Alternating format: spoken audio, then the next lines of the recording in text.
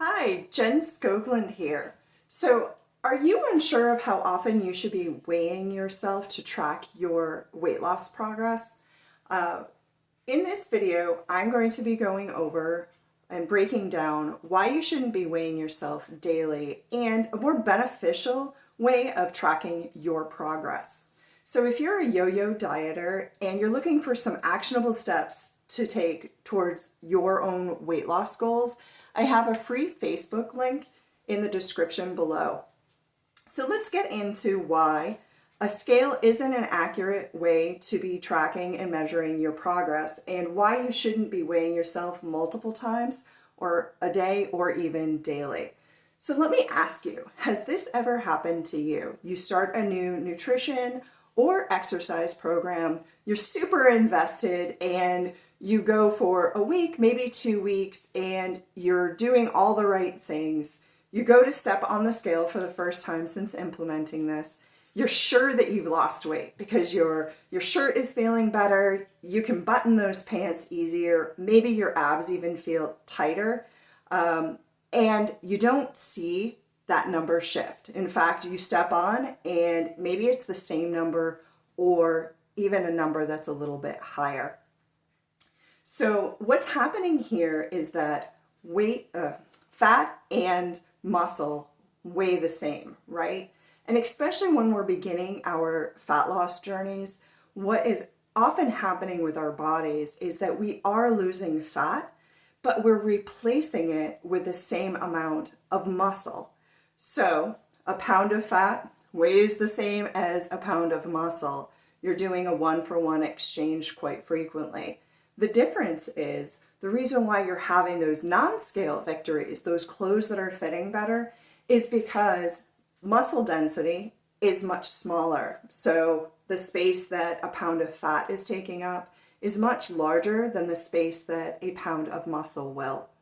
This is often where a lot of us derail and start to lose motivation. We're not seeing that number change, and we've got it kind of in our head that that should be shifting for us. But if we just kept going, eventually that scale weight would also start shifting.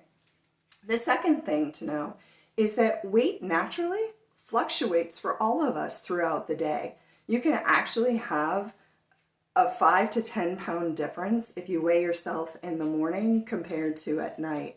And a lot of that has to do, obviously, with what we're eating and drinking throughout the day, but it also can be impacted by what we did the night before or the day before. So our weight is dependent on how much salt intake that we have throughout the day.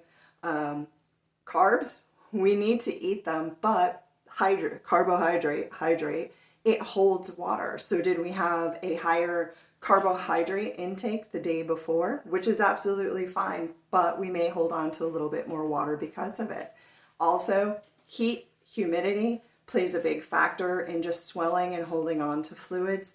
And if you've also just started an exercise program, or maybe you're doing a strength training program and you've increased your weights, then this can actually lead to just some normal inflammation that's going to happen as our body adjusts. So weighing yourself daily or even multiple times a day, unless you are training athletically and doing some sort of competitive event which requires you to be a certain weight, you really should be focusing more on your non-scale victories of how your clothes are fitting than to worrying about managing your weight in a frequent manner like daily or multiple times a day.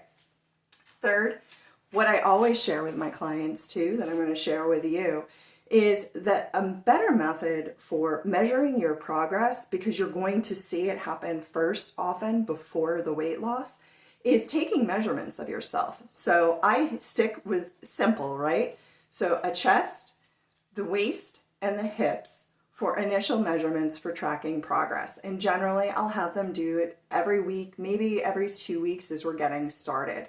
And what we see, because like I explained, the density of muscle is much different than the density of fat, is even if you're not seeing those changes on the scale, you definitely will be seeing them in your measurements. And seeing that downward number somewhere really kind of helps to keep the mindset and the motivation happening that you're doing the right things for you. So I hope that I provided a lot of value here for you today.